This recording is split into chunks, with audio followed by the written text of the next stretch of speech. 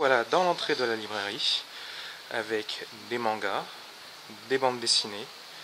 La table au centre concentre toutes les nouveautés. Vous voyez les libraires qui discutent entre eux. Et plus de ce côté-ci, des goodies. Alors, bonjour. Donc, PJ, oui. Libraire de la Licorne, vas-y, présente-toi un peu plus. Pierre Julien Crasier, enfin PJ, hein, c'est mon sobriquet, c'est plus sympa. Libraire à la Licorne depuis 8 ans. Quoi dire de plus je travaille ici entre 35 et 40 heures par semaine, parfois plus, mais il ne faut pas le dire. Et ma foi, c'est peut-être la meilleure chose qui m'était donnée de faire d'être libraire, sachant qu'initialement c'était pas du tout ce que j'avais prévu de faire. Et du coup, comment est-ce que tu es arrivé à faire libraire? Par hasard. Par hasard. Par pur hasard. J'étais en bac pro, formation bac pro commerce hors système scolaire. J'ai fait des stages, j'avais fait des stages préalablement à la Licorne dans le cadre d'un BEP, dans le cadre de stages de 3e, enfin, tout ça. Et j'ai continué à faire mes stages ici parce que ça m'a bien plu, j'avais pris le magasin en main, l'équipe était sympa. Et à la fin, j'avais même pas encore eu les résultats du bac, on m'a dit à lundi. Voilà, c'était un vendredi et mes vacances sur 2 ans n'ont duré que 2 jours. Voilà, et j'ai commencé comme ça. Je me suis pris de passion pour la BD, j'en lisais très peu à l'époque. En bande dessinée, j'avais dû lire quelques Amix, quelques Astérix et du manga, bien évidemment, la grande génération manga. Mais à part ça, j'y suis arrivé par pur hasard et avec juste un diplôme de commerce élémentaire. D'accord. Puis tout appris sur le tas. Et c'est cool. Donc ensuite, est-ce que tu peux nous en dire un petit peu plus sur la librairie de la Licorne en elle-même? Qu'est-ce qui la différencie des autres librairies spécialisées bande dessinée ou des autres librairies d'Aix-en-Provence? Alors la librairie déjà a 10 ans en février 2016, donc c'est bientôt, elle a quand même bien tenu tout ce temps.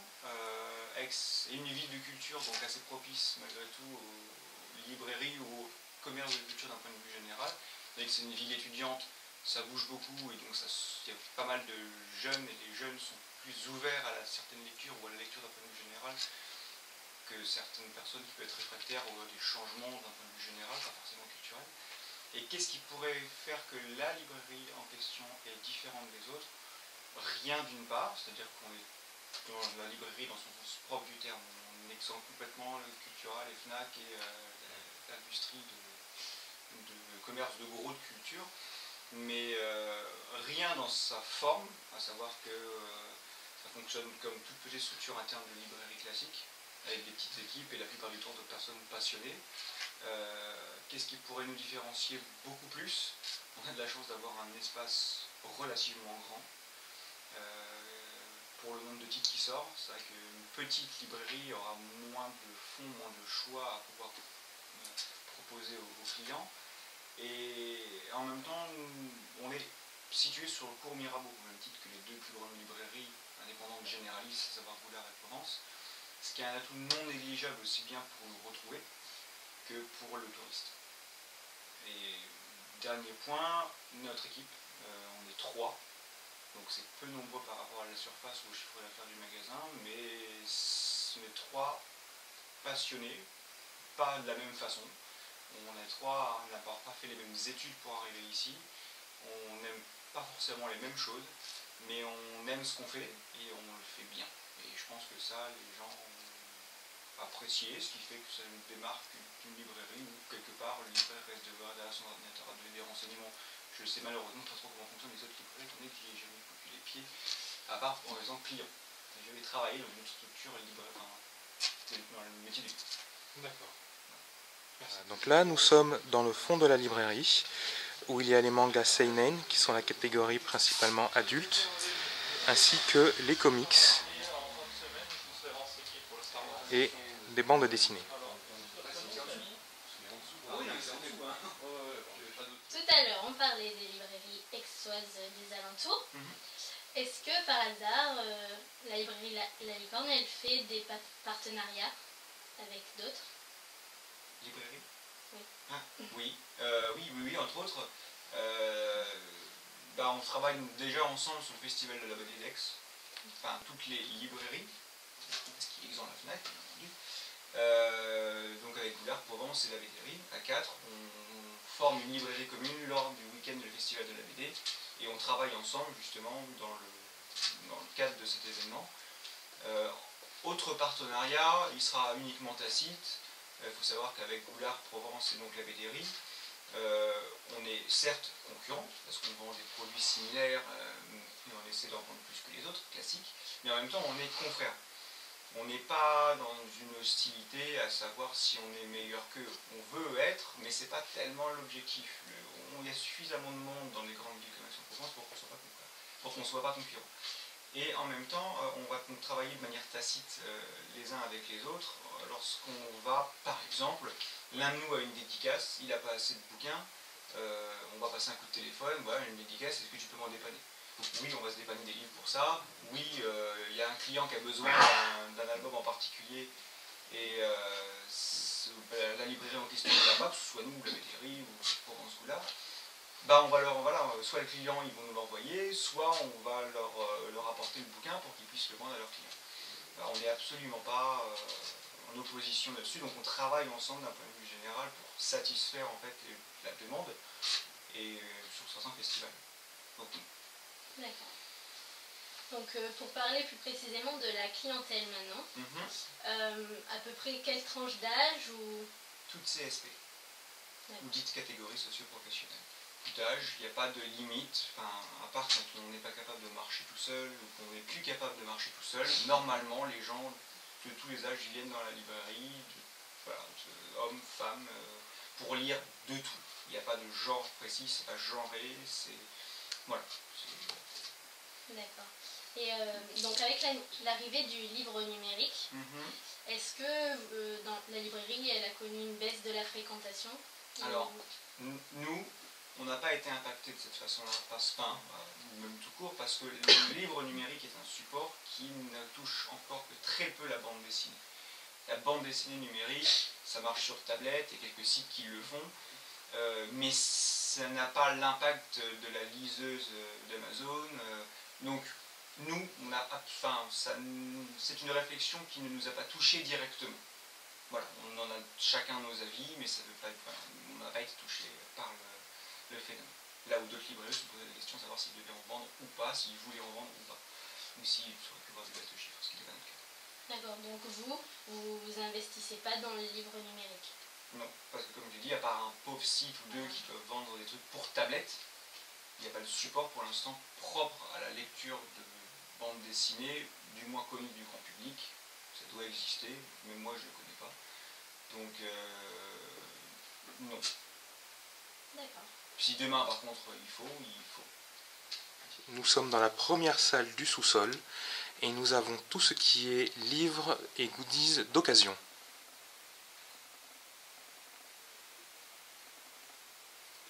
Est-ce que vous organisez des rencontres d'auteurs de temps en temps dans la librairie?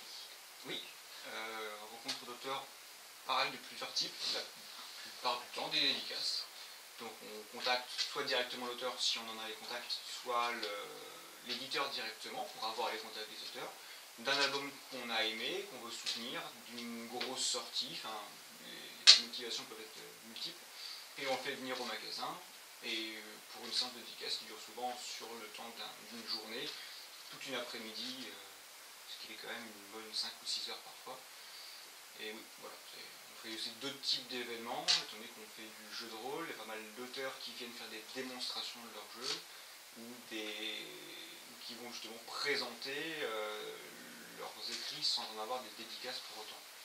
Voilà ce que je fais, voilà comment j'y ai pensé, voilà comment je suis arrivé là. Voilà, il y a un côté entre la conférence et la séance de dédicace. D'accord. Et par ailleurs, quels pourraient être les avantages pour une librairie spécialisée en termes de page Facebook? Vous avez une page Facebook et qu'est-ce que ça vous apporte en plus? De la visibilité. et énormément de visibilité. L'avantage d'un réseau social, c'est que c'est un réseau, ce sont des contacts, c'est-à-dire qu'on a une vitrine, au même titre que beaucoup de commerces ont des vitrines qui donnent sur la rue. L'idée, c'est que les personnes qui passent dans ce magasin et qui l'aiment vont liker la page Facebook. Ça peut marcher pour Twitter, tout ça aussi, mais c'est pas notre cas, on n'en a pas. Et vont propager en fait la vitrine du magasin à d'autres, qui va nous faire connaître d'une part, et qui va pouvoir permettre aux autres de ne pas nous oublier en voyant les actualités, et en plus de mettre en avant certaines activités, car il faut savoir que la majeure partie des gens ne passent pas toutes les semaines en librairie, loin s'en faut, la plupart des gens vont passer une fois tous les 3 mois, parfois tous les 4 mois, et pour qu'on reste dans leur tête, et pour leur signaler qu'un événement qui serait susceptible de l'IPR va avoir lieu au magasin, il est important d'avoir justement cette vitrine qui n'est pas celle de la rue, mais celle qu'on va avoir directement chez soi, derrière sa fenêtre Windows. D'accord, et est-ce que vous faites partie d'une association de libraires? Absolument pas. On travaille avec, alors je ne sais plus précisément son nom, je crois que c'est l'association des libraires indépendants, enfin, voilà, avec lequel on travaille un petit peu, mais on n'en est pas encore officiellement membre. Pourquoi? Tout simplement parce qu'on n'a pas eu le temps de le faire. Ici, nous sommes dans la deuxième pièce du sous-sol et vous avez tout ce qui est t-shirt, goodies, figurines et livres d'édition très spéciales qui sont tous neufs. Vous avez aussi de ce côté toujours des habits et du matériel de jeu de rôle avec des dés, quelques petites figurines et surtout beaucoup de livres. Quels sont pour le moment, enfin pour la période, les best-sellers de la librairie? En ce moment? Oui. Alors c'est facile.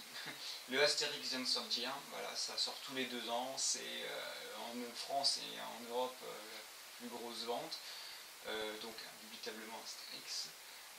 Le Corto Maltese, lui aussi, ça fait une bonne paire de dizaines d'années qu'on pouvait attendre un Corto Maltese, donc lui aussi fait partie des grosses ventes et des gros best-sellers. Dans la série, des séries qu'on n'attendait pas mais qui sortent quand même et que tout le monde veut, il y a La Case des Métabarons, grande série de SF scénarisée par Jodorowsky. Ça c'est pour la bande dessinée, mais au-delà de ces gros best-sellers, ça sort complètement de la question. Non, la majeure partie du temps, après, si on doit prendre le manga, un best-seller, c'est également des grosses sorties. Donc c'est des One Piece, des Naruto, des Fairy Tail, c'est tout ce qui va partir très très rapidement sans qu'on ait besoin forcément d'en faire l'article. Voilà, il y a eu Titeuf qui est sorti il n'y a pas si longtemps aussi. Enfin voilà, cette année on a relativement bien gâté en gros titres de grosses séries d'auteurs qui ont pignon sur rue, ou de séries qui ont d'elles-mêmes un renom national. Au niveau de la BD, avez-vous déjà abandonné un livre pendant en pleine lecture par exemple, Oui, ça arrive souvent, enfin souvent, régulièrement. Oui, on ouvre un livre, et encore nous c'est de la bande dessinée, donc c'est beaucoup plus rapide en fait en termes de lecture, sauf exception. On arrive à moitié du livre en question, au tiers parfois, au quart, et on se dit que là non, c'est dessiné avec les pieds, ou que c'est écrit probablement avec les mêmes orifices.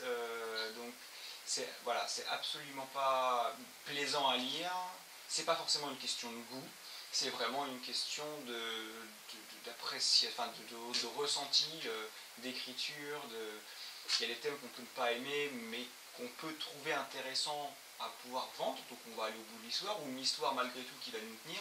Si l'histoire ne nous tient pas et si le dessin non plus, oui on abandonne le livre, ça arrive.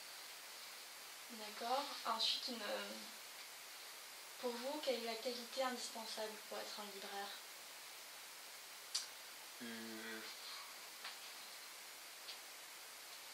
La réponse facile serait la passion.